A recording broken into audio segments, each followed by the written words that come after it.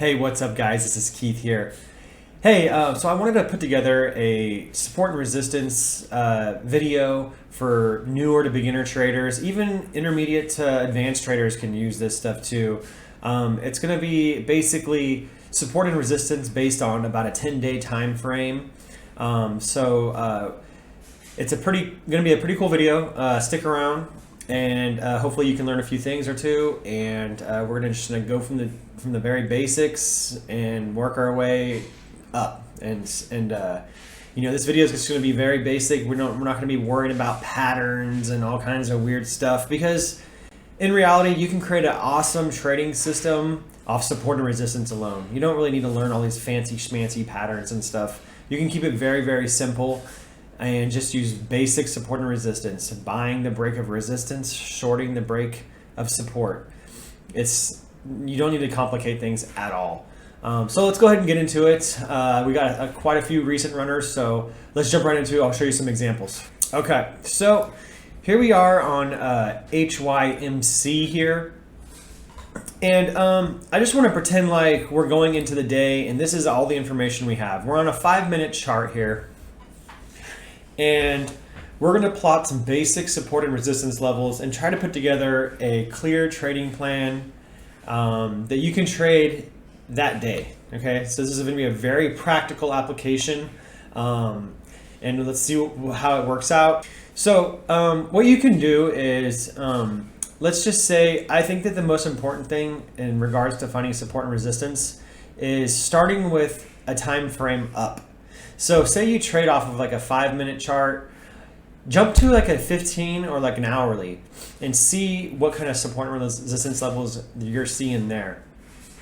And those levels will be more lined up with traders who are swing trading and investing. And when you have multiple traders lined up for a breakout, multiple types of traders, that gives you a lot more of a crazy move. So because that way all traders see it. We have day traders seeing it, we have swing traders seeing it, and we have investors seeing it. So we're on a 5-minute chart here. We're going to go ahead and jump to about an hourly. If you guys are liking this content, please like and subscribe to support the channel. Thanks. And we're going to see over the course of 10 days what we got going on. And when you're plotting on like an hourly chart, it makes it really simple, because all you're really looking at is the tops of the wicks really as resistance. So we'll go ahead and use HYMC here, and we'll just pretend like this is all the information that we see for the day, okay? So this is about 10 days worth of info here. Actually, it's only been really running for the last 3, but so what we can do is we can just simply, so if a level hasn't been broken yet, then it's still valid. So if you can see here, the top of this hourly wick here, it hasn't been broken yet on our day. So we'll go ahead and plot that level there. We'll go ahead and plot this wick here, and we'll go ahead and plot this level up here, and then we'll plot this level up here. So now we have basic resistance levels set up. What we can do here is we can just plot this as support, and then we can look down here and plot this down here, the low of this candle as support too. So we're keeping it really simple. We're just plotting basically the highs and lows of candles on larger time frames, and we're going to use that as our support and resistance system. We're going to keep it super, super simple. Now, what we can look for at this point is so now that we have our support and resistance set up on our time frame up, now we can go back down to the smaller time frame and see how everything lines up. So look at this. It actually lines up really, really well. So you can see here, here's our first line, and then we have another resistance line here, and then you can see the spike up here on this day, and then we have this spike up here on this day. So those are our resistance lines. Now we're going to be focusing on breakouts, and what we're looking for basically is for when you're trading breakouts, you're basically, all you're going to be looking for at this point is breaks of these green lines. And when you break these green lines, you're targeting the next green line up. Basically, that's your target. Now, if you took a trade here for the break of this green line and your target was this green line, that's not very much of a reward there. So that might not make sense risk to reward wise. But if we do break 94, then this area right here of no resistance is pretty nice. So that could be a potentially good risk to reward trade. So let's just go ahead and see what happens. So now we know where our trigger points are at, right? We know where our entries are at now. So anything not in line with these green lines, we're not going to take any random trades in between these green lines. There's no reason to, because these are the lines that we want to see how the stock reacts to. Now, once again, we're waiting for our triggers to be the break of these green lines. So we're going to see how the stock reacts to the green lines. So let's go ahead and fast forward. So at this point, the day opens up. We're right here. We don't really. There's nothing for us yet because we haven't even came near these green lines. So we're just waiting. We're just waiting. Now, if we slam right down to here to this 60 level here, this may be a good dip opportunity, right? Because we have that plotted as support, right? You can see. Look at when we had the hourly chart popped up. Remember, we saw a support level down here, and look at how well it's bouncing on a smaller time frame. So we've seen it bounce off this support level here. So we could create a trade plan based on a dip buy opportunity or a bounce opportunity. There's no right or wrong way to trade. There's multiple ways to trade. So we could be eyeing this right here for a bounce, and we could be eyeing it for a good buy opportunity possibly, right? So we could say out to ourselves, okay, let's see what happens and see how it reacts when it gets down to this level here. And we can just kind of go from there and see maybe we can buy the dip there. Okay. So as you can see, the stock went down, didn't quite get to that level, so there's nothing we really should need to do. And then what happens here is we have a shift in trend. So you can see how it's under the 9 EMA here, and then we spiked back through there and reclaimed that 9 EMA and proceeded to test VWAP and all that. So we're kind of just still watching it. There's nothing for us here yet. Oh, wait a second. So now we can see, right? So now we can see that we know that if 89 breaks, it's probably going to go to 94. And if 94 breaks, it's probably going to go to 112. So let's see what happens. Boom. You can see, look at that. We broke 89 there, and then it's stopped right there at 94. And what did it do? It pulled back momentarily. And you can see how our lines came into play. You can see that this could have provided a great dip buy opportunity right here, because look what happened. It went up. It totally respected our lines, right? Totally respected our lines here. We had a big rip, pull back right to that previous level that we had marked on our larger hourly time frame. So that right there could have provided a good dip buy opportunity. You could have bought support there, right? Or you could have just waited to see what happens if it tries to break back out through this green line here, because you know the next level isn't until 112. So you can anticipate that if it continues to break out, that it's going to eventually test 112. So you can see it couldn't quite do it, and you can see why. If you go back and look at our extension videos, you can see that this was getting, it had gone too far too soon. So it started to get extended is what we call it. And so you can see how it's pulling away from the EMAs here. But it pulled back, tested that EMA, and tested this level that we had here. Now that was previous resistance is now trying to become support.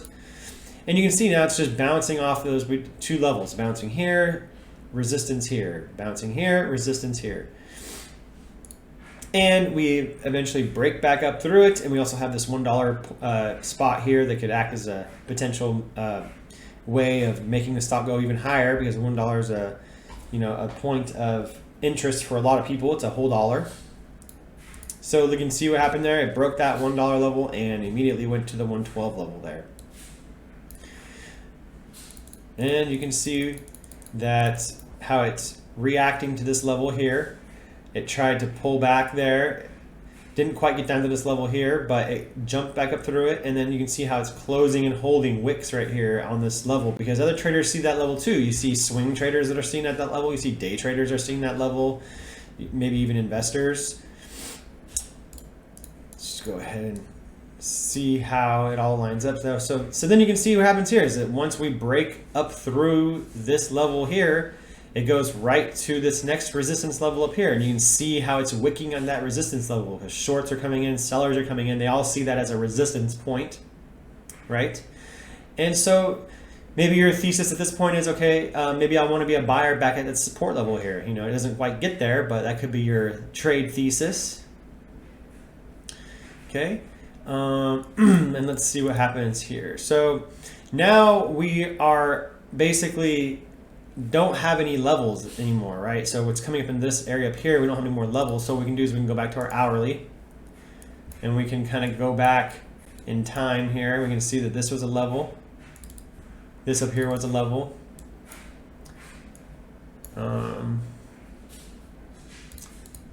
So we're just going back in time now. We're going as far as we can. We're trying to get levels.